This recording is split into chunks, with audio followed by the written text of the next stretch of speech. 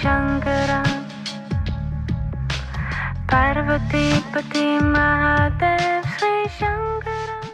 Namaste, it's Sahara Rose, and welcome back to the Highest Self podcast, a place where we discuss what makes you your soul's highest evolvement. It's not so black and white.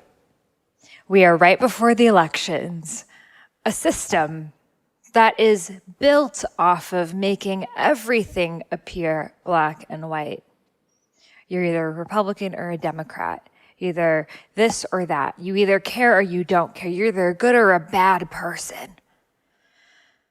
This duality is intrinsic in all human beings. All of us have this light and this shadow side. So we create these systems off of it. We create these systems that categorize viewpoints and say, well, if you agree with me on this, you should agree with me with all of these other things. And if you don't agree with me on one of these things, then you are a bad person, then you are untrustworthy, then you must be wrong in all of these other ways. We have to become cognizant that this system is being fed to us. It is being taught to us in the educational system. What we are dealing with right now is the fact that for the first time, we are not getting all of our news from the same sources. We have been taught from the time that we were in school to listen to the teacher. What the teacher in the history textbooks say is right, and don't question it. So we've been conditioned since the first 18 years, 22 years of our lives to trust authority and not question it. So that went on to trusting our bosses, trusting our, spouses, trusting our presidents, any authority figure. We assume that they must know because they are higher up than us in this perceived ladder. Well, the ladder has fallen. That has fallen in the past, since 2012 and before, with the internet and the spread of consciousness and the awakening that is happening. However, it is creating a great deal of perceived chaos. And I say perceived. Now, the perceived chaos that it's creating is the fact that we're all getting our information from different sources. So if all of my information that I'm getting every single day says, there's going to be a war, and everyone that I follow on social media is saying there's going to be a war, and I'm seeing people prepare for the war, and I'm seeing, politicians make comments, and I'm like, oh, that's about the war. Then of course, if someone comes and tells me, oh, there's not going to be a war, I'll say, are you crazy? You're out of touch. You don't watch the news. What kind of world are you living in? Are you living under a rock? There's of course going to be a war. Everyone's talking about it, right? I'm just saying this as an example. And if someone else was watching the news and it said, we're going to create a unified government across the world, and everyone is talking about, we're going to create a unified government across the world. There's going to be no more borders. We're going to have, share our resources with each other, and everyone's talking about it, and they're planning about it, et cetera. And then you come and tell me there's going to be a war. I'll say, are you crazy? You're fear-based. You're out of your mind. So do you see that? It's just coming from where you're getting your information. And where you're getting your information is based off of where you grew up, who you surrounded yourself with, what jobs you've worked, your parents, all of these situational upbringings. So if I were you and had the same exact experiences you had, the same upbringing you had, the same past lives and DNA and ancestry that you had, then I would think exactly like you. Because your viewpoints, I believe that everyone is just trying to do the best that they can for the most part. So your viewpoints are based off of with the information that you have been given, you think that this is going to help people in the most way. So of course, we're going to have people butting heads because they haven't been shown the same criteria. And what's interesting about this time and this dilemma that we're seeing is there's this battle between, do we want more quote unquote censorship or less? And again, I'm coming at this with a completely, you choose your own adventure. So there are the people who are saying that social media is being censored. Facebook is censoring us. They're not allowing us to speak our truth. Anything that's considered woo, fringe, holistic, conspiracy, quote unquote, against going the mainstream is being taken down. It's not being shown, is being flagged. Anything that goes against the CDC's, protocol, even if it's a doctor saying it's being flagged, and that's not fair. And then you have this other school of thought that is saying that it's not fair that the Facebook algorithm is even letting people post these conspiracy theories because they could be pegged from hate groups and they could have racism attached to it. And we don't know what the roots of these things are, and they might not be based on facts. And it's very dangerous that it's being spread. So you have these two groups of people who want the greatest good for all, but one of them thinks that it will come from having more regulation when it comes to spreading information to prevent the quote unquote fake news from being spread, which is also a subjective term because fake news for one person will not be fake news for another person.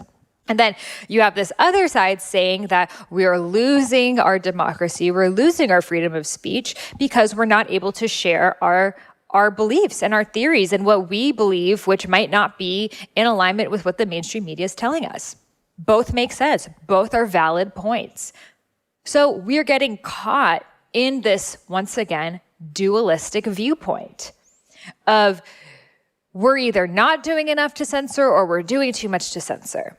If you question the government, you're QAnon. And if you question these QAnon or wherever they're coming from theories, then you are a closed-minded sheep. You're a sheeple, right?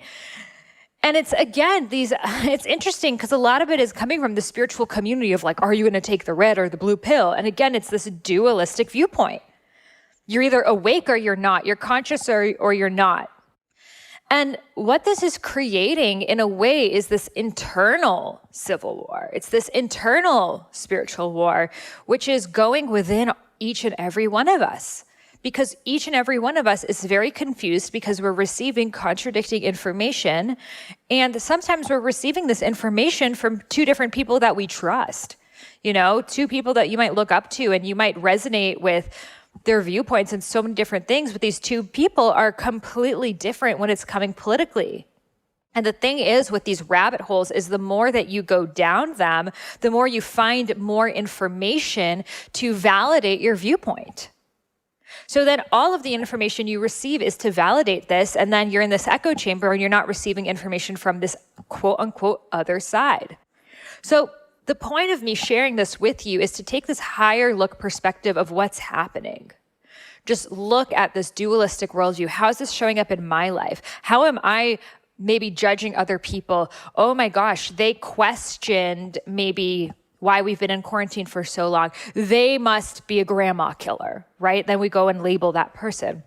Or I watched this documentary and it said that Trump is the savior, and it really made sense to me. And then suddenly, you're questioning everything and you're voting for Trump, and it's like, again, these two very different worldviews that really come from the same thing of trying to do the best with the information that we have. So my invitation for you is to zoom out, is to look at what's happening from the higher perspective. When we meditate, we witness our thoughts. Instead of getting so entangled up in them and trying to think our way through them and trying to understand it all, we say, oh, I'm thinking a lot. Okay, what's the quality of my thoughts? Oh, it's very scattered. It feels like I'm rushing somewhere. Okay. Oh, I'm feeling a little bit of anger here. Oh, and now there's a bit of sadness. Do this with the world right now. And do this with yourself right now. Because when you're able to take yourself from that to that witness perspective, you're able to see these are just people, all of us, who are hurt and wounded and confused and overwhelmed. And we're trying to cling on to any theory that we can to help us make sense of these times. And the truth is, the only thing that will help us make sense is to tap into our own truth and into our dharmas. So whatever you're moving through right now, I feel you and it's valid. And take this time to get off of the social media. Get off of the trying to figure out everyone's opinion on every single subject. And am I allowed to say this word anymore? Am I allowed to do that? Is this good? Is that okay? This guy must be evil. Oh no, this guy must be good. Let's just get out of that. We've spent a lot of time getting tangled into this web. So what would it look like if we zoom out, focus on ourselves, and allow ourselves the space to actually listen for the solutions? Because we're never going to think our way through the problem without allowing ourselves to see it and notice the webs and the knots that we wouldn't have seen when we were inside.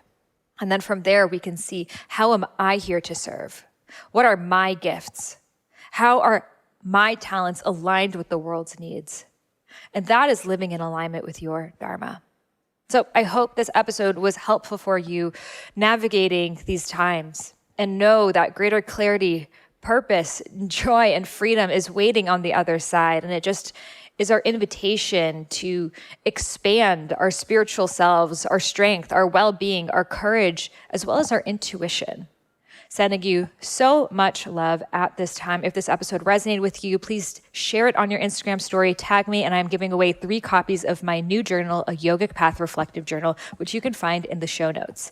If you loved this episode, I would love to send you a free gift, which is the first half of my unreleased book, Eat Right for Your Mind Body Type. This is a different book than Eat Feel Fresh, my first book ever, which is not released anywhere, and I am gifting it exclusively to those who leave a review of my podcast in the iTunes store. So all you got to do is head over to iTunes, where you may be listening to this podcast, and leave a review. Take a screenshot that you've left it and email it over to me at Sahara@eatfeelfresh.com. Again, that's Sahara, Sahara, at eatfeelfresh.com. And I will send you back the first half of my unreleased book, Eat Right for Your Mind Body Type, which goes all into Ayurveda, doshas, plant-based nutrition, body types, all of the things in a really fun and engaging way. So this is my gift to you for free for supporting the podcast.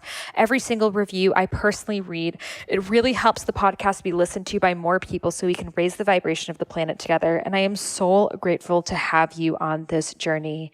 Thank you so much for listening, and I'll see you on the next episode. Namaste.